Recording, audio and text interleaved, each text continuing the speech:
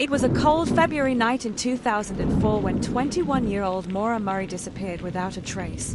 One moment, she was a college student heading toward the mountains. The next, she was gone. No scream, no struggle, just an abandoned car on a snow-lined road and a mystery that refuses to die. Maura Murray wasn't just another college student. She was intelligent, athletic, fiercely independent, and, by all appearances, living a promising life.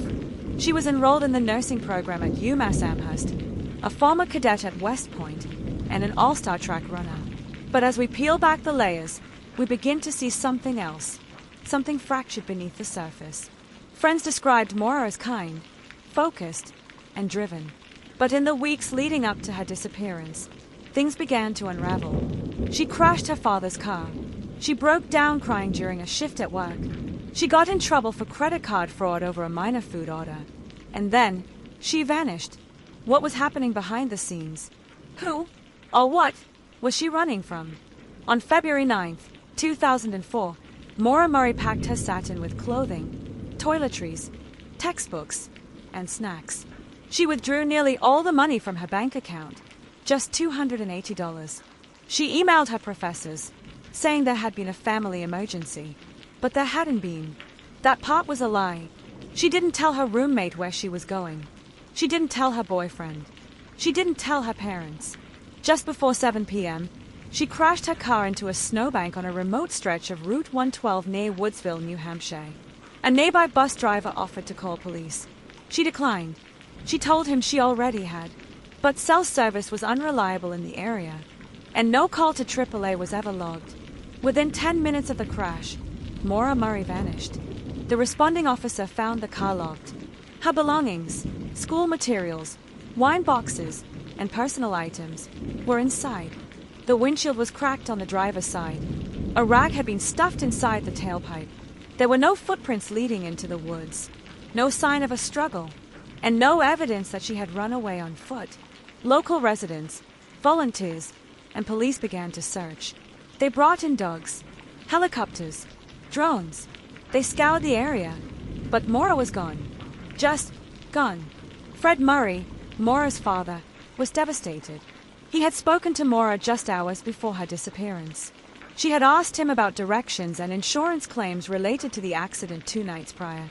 There was nothing in her voice to suggest she was distressed or planning to vanish.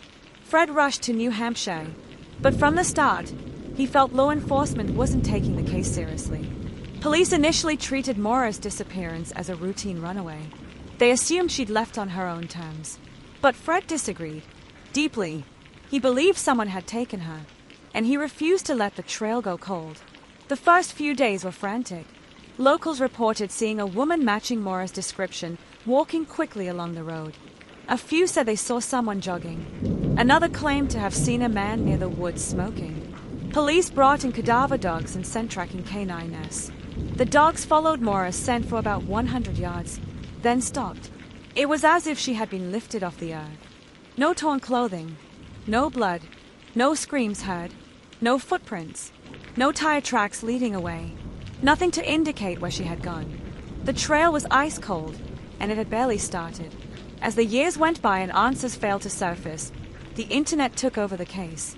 Reddit threads, Facebook groups, blogs, podcasts, documentaries. Amateur sleuths picked apart every detail. Her class schedule, her relationship with her boyfriend, the direction she was driving, the wine in her car, the broken windshield. Some believed she had staged her own disappearance. Others insisted she had been abducted. But as the theory spiraled, so did the pain for Maura's family. They watched helplessly as internet detectives dissected every aspect of her life. Was she pregnant? Was she suicidal? Was she meeting a secret lover? No theory could explain everything. Many have questioned how law enforcement handled the case. It took over 36 hours to list Maura as a missing person. They didn't immediately treat the crash as suspicious. They delayed in notifying family. And for a long time, they insisted she had run away. Fred Murray accused the police of withholding information. He fought for access to case files. He even sued the state of New Hampshire for documents relating to the investigation. Police said they were protecting the integrity of the case. But Fred believed they were hiding something. Years passed, but new clues surfaced. In 2006, volunteers searched the woods again. They found duct tape and a rusty knife, but no body. In 2011, a house near the crash site was searched. Cadaver dogs alighted in the basement. Ground-penetrating radar picked up anomalies, but no excavation was done. In 2019, the basement was finally dug up.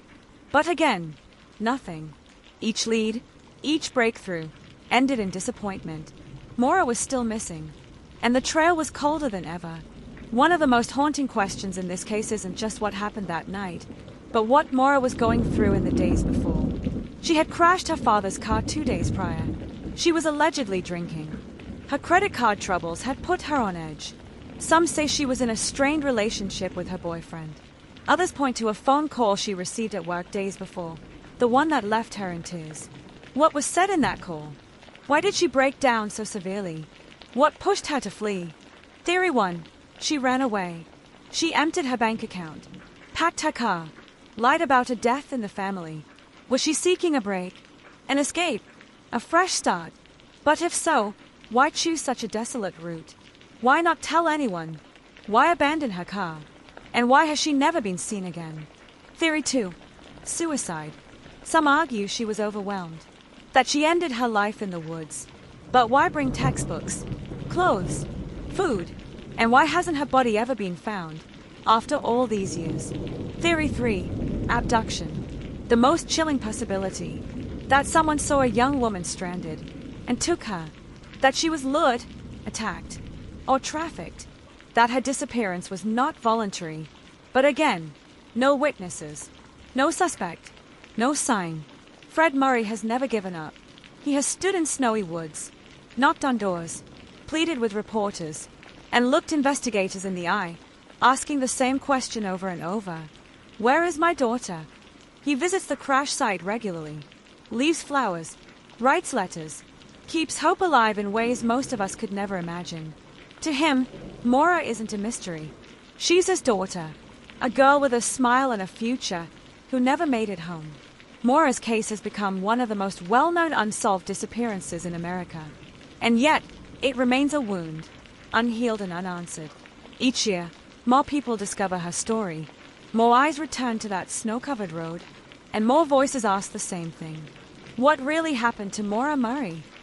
Somewhere, someone knows the truth. Maybe it's buried in guilt. Maybe it was forgotten in silence. Or maybe the trail was colder than we ever imagined. This case isn't just about a missing person. It's about how we fail the people who disappear, how silence can be louder than screams, and how one snowy road can swallow someone whole. Pause. The vanishing of Maura Murray isn't just a mystery.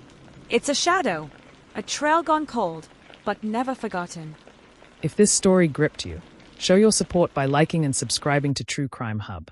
Your engagement helps us shine a light on cold cases and keep their names alive.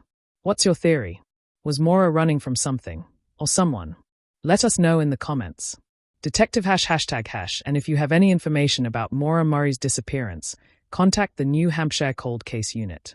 Her story is not over.